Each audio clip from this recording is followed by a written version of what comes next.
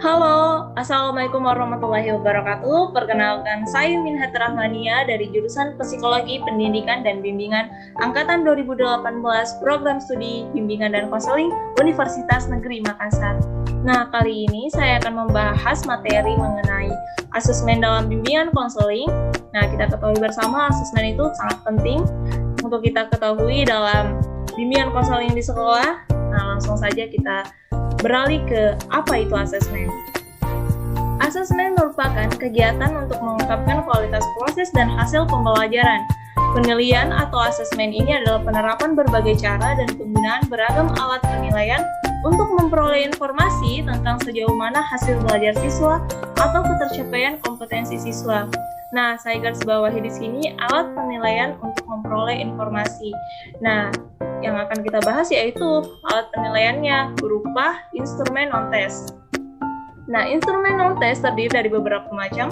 Yang pertama, angket. Yang kedua, wawancara. Yang ketiga, observasi. Yang keempat, sosiometri. Yang kelima, biografis. Dan yang keenam, inventory. Nah, langsung saja, tidak lama-lama kita membahas tentang angket. Angket merupakan salah satu alat asesmen non-test berupa serangkaian pertanyaan atau pernyataan yang diajukan kepada responden, baik itu peserta didik, orang tua, atau masyarakat. Nah, dalam bimbingan konseling di sekolah yang menjadi responden yaitu peserta didik. Angket terdiri dari 3 bagian, yakni judul angket, pengantar angket yang berisi tujuan angket, serta petunjuk pengisian angket, dan yang terakhir yaitu item-item pertanyaan atau pernyataan, seperti contoh berikut.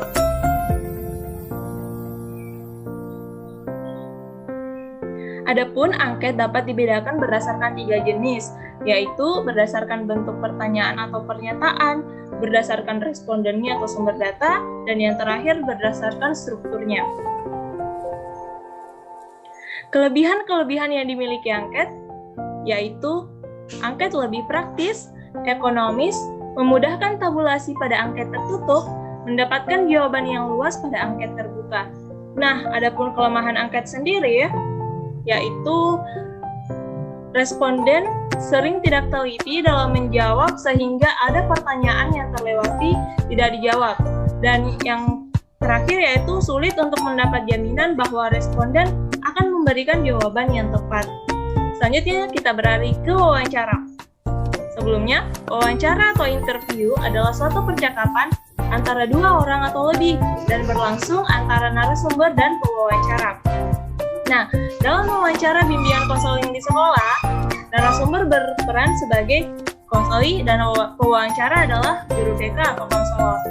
Tujuan wawancara sendiri adalah untuk memperoleh informasi yang akurat dari narasumber dengan menyampaikan beberapa pertanyaan tertentu kepada narasumber. Nah, wawancara dapat dibedakan berdasarkan 4 jenis, yaitu wawancara struktur, wawancara tidak struktur, wawancara kelompok, serta wawancara semi struktur. Adapun kelebihan-kelebihan yang dimiliki oleh wawancara yaitu bersifat fleksibel, dapat menggali informasi yang bersifat nonverbal, dapat menyampaikan pertanyaan secara spontanitas, dapat dipastikan untuk mendapatkan jawaban, dapat menyampaikan berbagai bentuk pertanyaan, serta mempermudah informan dalam memahami pertanyaan yang kompleks. Nah, berikut adalah contoh pedoman wawancara.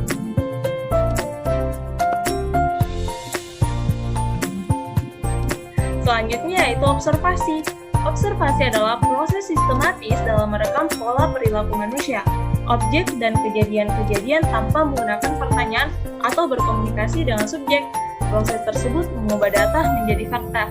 Nah, observasi bimbingan konseling di sekolah berupa guru BK atau konselor mengamati peserta didik. Nah, istilah observasi diarahkan pada kegiatan memperhatikan secara akurat, mencatat fenomena yang muncul, serta mempertimbangkan hubungan antar aspek dalam fenomena tersebut.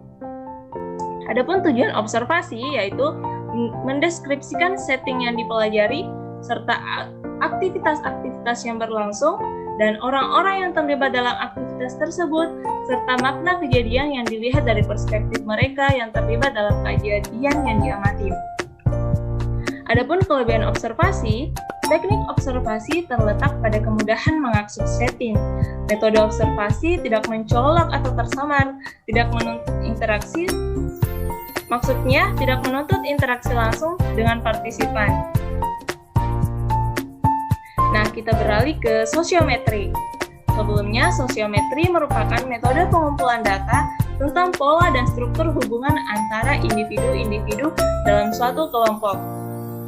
Penggunaan sosiometri untuk memperoleh data yang menggambarkan pola hubungan, intensitas hubungan, dan posisi peserta didik dalam kelompoknya.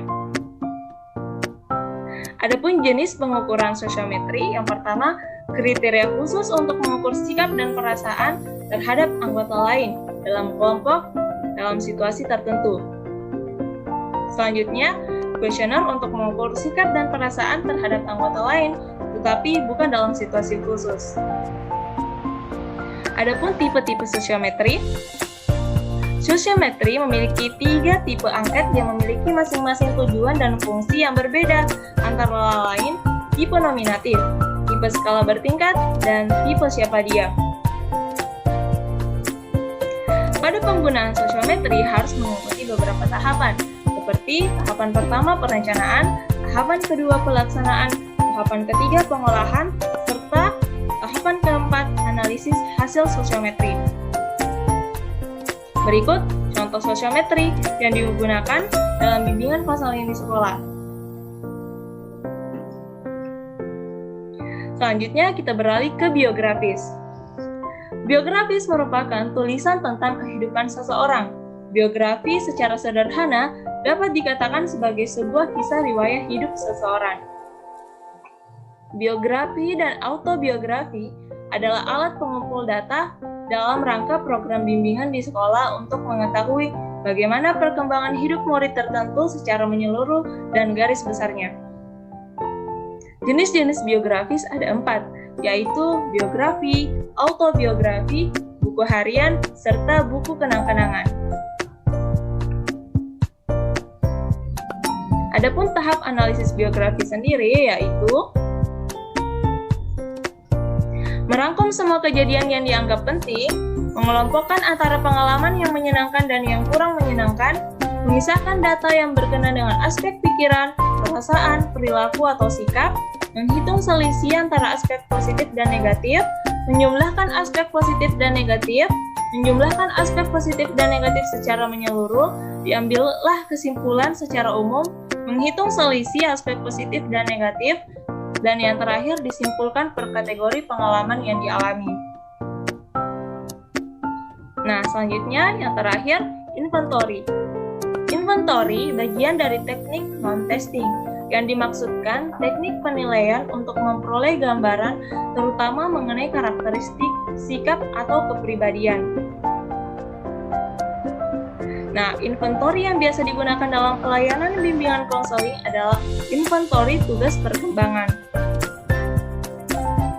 Ada beberapa instrumen pengumpulan data yang dapat digunakan untuk memperoleh gambaran mengenai karakteristik, sikap, atau kepribadian, di antaranya seperti observasi, interview, angket, daftar cek masalah, autobiografi, kunjungan rumah, catatan anekdot, dan pedoman wawancara. Nah, adapun bentuk dari inventory itu dapat berupa kuesioner atau angket, checklist, atau rating scale. Dengan alat-alat ini diharapkan individu dapat menunjukkan bagaimana biasanya ia merasa, bagaimana ia bersikap, berbuat, dan mengerjakan sesuatu. Nah, itulah tadi beberapa instrumen non-test dalam asesmen bimbingan konseling yang digunakan guru BK atau konselor yang ada di sekolah untuk mengumpulkan data-data siswa sebelum membuat suatu RPL atau rancangan program pelaksanaan bimbingan dan konseling. Demikian yang sempat saya sampaikan. Assalamualaikum warahmatullahi wabarakatuh.